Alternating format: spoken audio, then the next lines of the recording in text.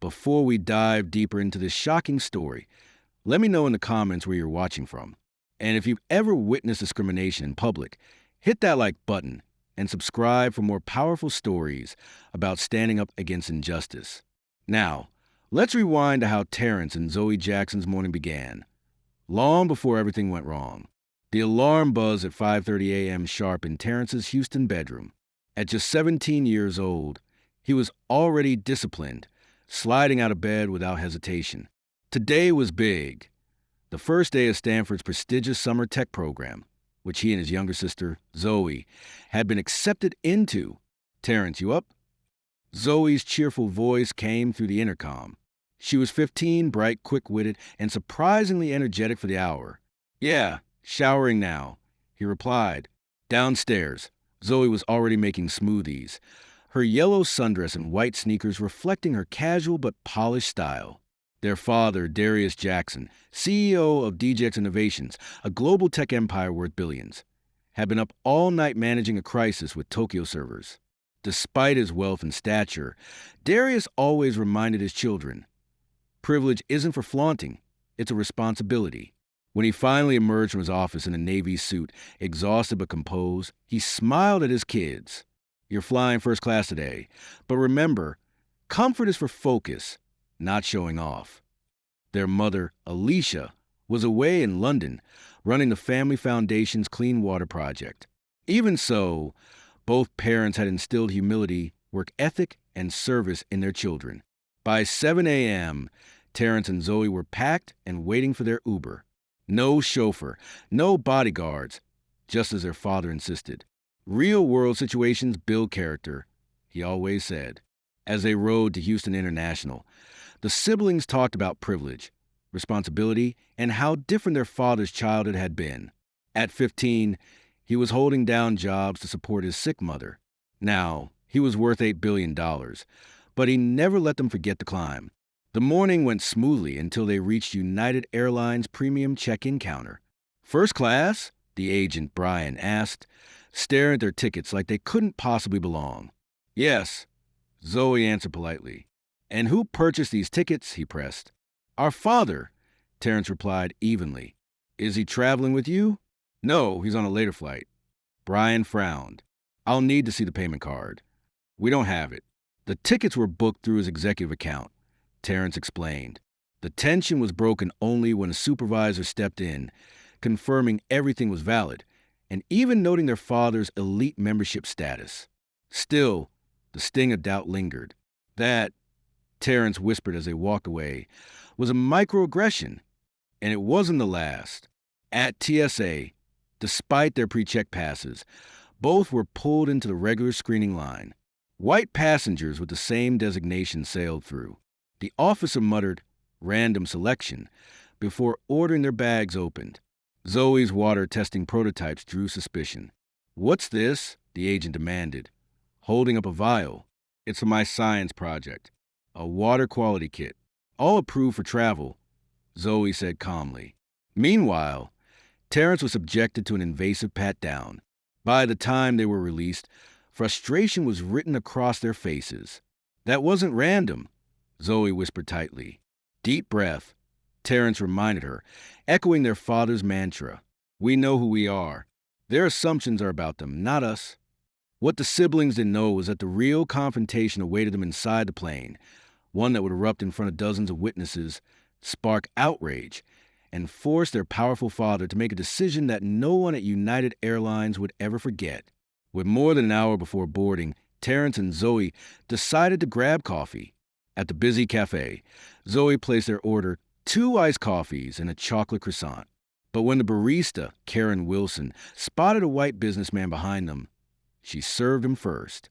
"Excuse me," Terrence said politely. "We were next." Karen barely glanced at them. "Didn't hear your order." Zoe calmly repeated it. Karen muttered under her breath as she rang them up, sliding their drinks across the counter, without a word. As they sat, Zoe whispered, "How do you stay so calm? This is infuriating." "I've had 3 more years of practice," Terrence said quietly. "Dad calls it a tax we pay just for existing in certain spaces. Unfair, but if we get visibly angry, It only confirms their stereotypes. Before Zoe could respond, an elderly white woman approached their table. To their surprise, she smiled warmly. Are you two off to college visits? My granddaughter just started at Berkeley. Zoe relaxed a little. We're going to the summer program at Stanford. That's wonderful. I'm Clara Henderson, flying to San Francisco to see my son. For a few minutes, Clara treated them with the respect and kindness they'd been craving all morning. When she left, they felt lighter, at least until they reached their gate. There, the agent Thomas Reynolds inspected their passes like they were counterfeit. First class, he repeated with skepticism. Only after triple checking did he let them go. You'd think we were trying to sneak into the White House, Zoe muttered. But Terrence texted their father everything was fine. Why worry him when they could handle it? At boarding, the stares returned. An older couple whispered. A businessman frowned like he was in the wrong line. Terrence reminded his sister, we belong here. Never doubt that. On board, their first interaction was pleasant. A flight attendant named Jennifer Brooks smiled, checked their passes, and welcomed them to seats 2A and 2B. For a moment, everything seemed normal. But 20 minutes later, a shift change brought in Melanie Ward. One glance at Terrence and Zoe, and her expression hardened. May I see your boarding passes? She demanded. Terrence showed her the digital passes. These are first-class seats, she said pointedly. Yes, ma'am, he answered calmly. And you're sure you're in the right cabin? Zoe's voice tightened. We're in 2A and 2B. As assigned. Melanie walked off, whispering with the lead attendant, Frank Thompson, while glancing back at them. They think we snuck in, Zoe whispered. Stay calm, Terrence said, though his chest was tightening. Moments later, Frank approached. There seems to be some confusion. Would you mind moving to economy until we sort this out? There's no confusion, Terrence replied evenly. These are our seats. Confirmed by your gate agent. Confirmed by your colleague when we boarded. It's unusual for unaccompanied minors in first class. Melanie cut in. I'm 17, my sister is 15. We're frequent travelers. Our father purchased these tickets. He'll meet us in San Francisco, Terrence explained. And who is your father? Melanie pressed, her tone dripping with doubt. Before Terrence could answer, Sofia Martinez, the Latina executive sitting behind them, leaned forward. Excuse me, but why are you questioning these young people when you haven't asked anyone else for proof? Melanie bristled. We're just following procedure. For what? Sophia shot back. I've flown first class for 15 years. I've never seen passengers question once they're seated with valid passes. Frank shifted uncomfortably, but Melanie doubled down. Security should handle this. Within minutes, 2 officers boarded Nathan Davis, a tall black man, and Mike Rodriguez, a younger Hispanic officer. What's the problem? Davis asked. These 2 refused to move to their correct seats, Melanie insisted. That's not true, Zoe said, her composure breaking. We've shown our tickets again and again. Officer Rodriguez examined the passes. These are valid first-class seats. They must be a booking mistake, Melanie argued. Passengers murmured. Some filmed. The truth was obvious to everyone. The mistake was simply that Terrence and Zoe didn't look like Melanie's version of first class. Before the officer could respond, a shift in the cabin froze everyone. A tall, distinguished black man stepped aboard in a navy suit. His presence was magnetic. His children's eyes widened with relief. It was Darius Jackson. What exactly is happening here? His voice thundered with calm authority. Dad, Terrence said, they're trying to remove us. Darius strode forward, commanding the room. These are my children. They had valid tickets. Why is security involved? Melanie faltered. Frank stammered. Officer Davis stepped back, recognizing a man who had built an $8 billion company from nothing. Captain Phillips emerged from the cockpit. Mr. Jackson, I apologize. Let's speak privately. In the forward galley, Darius was clear. This wasn't poor service. It was racial profiling. Melanie protested, but Darius cut her off. I know what implicit bias looks like. My children weren't the problem. The Jackson family never imagined that a simple flight would spark a national reckoning. But what began as humiliation at 30,000 feet became a movement that reshaped the entire airline industry. Let's return to that moment when billionaire tech CEO Darius Jackson sat across from his children, Terrence and Zoe, after the flight attendant had wrongly called security on them. But first, Darius asked, his voice calm but heavy, "I need to know what you two want. This happened to you. You have a say." The teenagers exchanged a look, the kind only close siblings share. Terrence spoke first, his voice steady. "I want accountability. Not just an apology, real consequences. This can't keep happening to people who don't have a billionaire dad to step in." Zoe nodded but added softly, "I don't want this to turn into a circus about us. It's not about the Jackson name. It's about something bigger." Darius felt pride swell in his chest. His children saw the bigger picture. "You're both right," he told them. "And whatever path we take it together." A few minutes later, Captain Phillips approached, face grave. "Mr. Jackson, we're under pressure to depart. What have you decided?" Terrence sat taller. "We'll continue to San Francisco, but not without acknowledgement." The captain nodded. "The attendant, Ms. Ward, has been replaced for this flight. She wishes to apologize publicly." The cabin buzzed with curiosity. Passengers who had whispered about technical delays now realized something serious was unfolding. When Melanie Ward finally appeared, her cheeks flushed. She spoke just loud enough for nearby passengers to hear. "I want to apologize. I made assumptions that were unfair and unfounded. I'm sorry for the discomfort I caused." Terrence and Zoe accepted with a quiet nod. They carried themselves with more grace than most adults could muster. And yet, the real storm was only beginning. By the time the plane reached cruising altitude, the incident had already gone viral. Hashtags like #FlyingWhileBlack and #FirstClassWhileBlack trended worldwide. Millions watched shaky cell phone footage of security being called on two teenagers whose only crime was sitting in seats they had every right to occupy. Darius's phone buzzed nonstop. Media requests, PR alerts, and a call from Nathan Turner, his old college roommate, now a leading civil rights lawyer.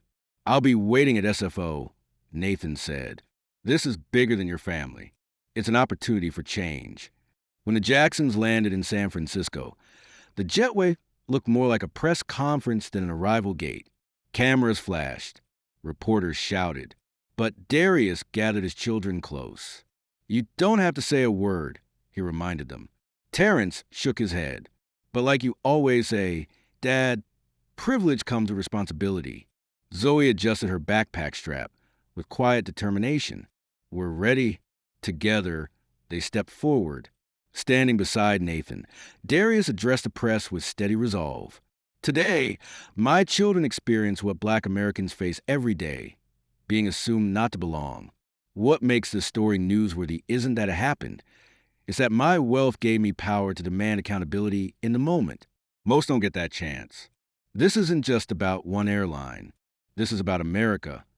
The words ignited a national conversation. In the days that followed, United Airlines scrambled. They suspended the flight attendant, announced an external audit, and promised sweeping bias training. But the Jacksons refused to settle for corporate apologies and PR spin. With Nathan's legal expertise and the growing public outcry, they pushed for structural reform. Zoe even began coding an app, right there on the flight, that would allow passengers to document and report discrimination in real time.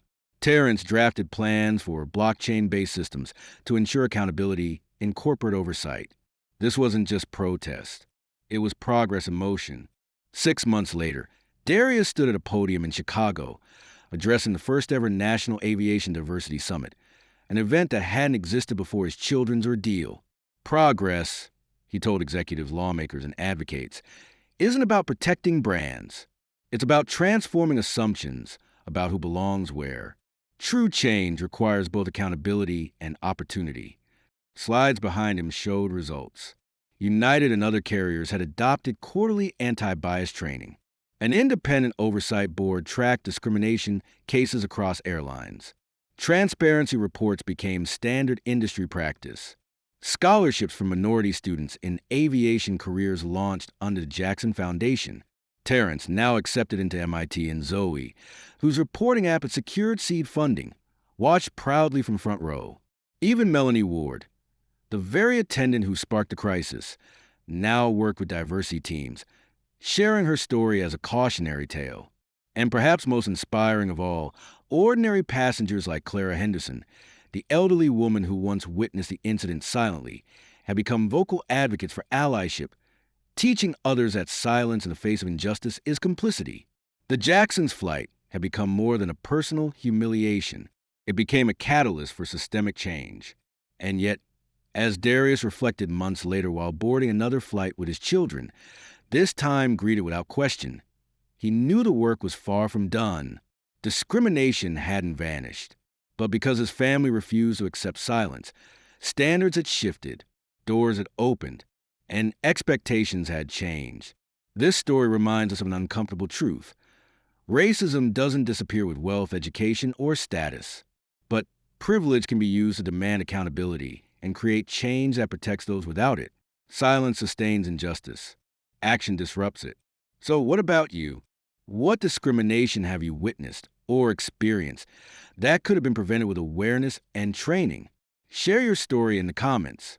And if this story moved you, hit like, subscribe, and share this video.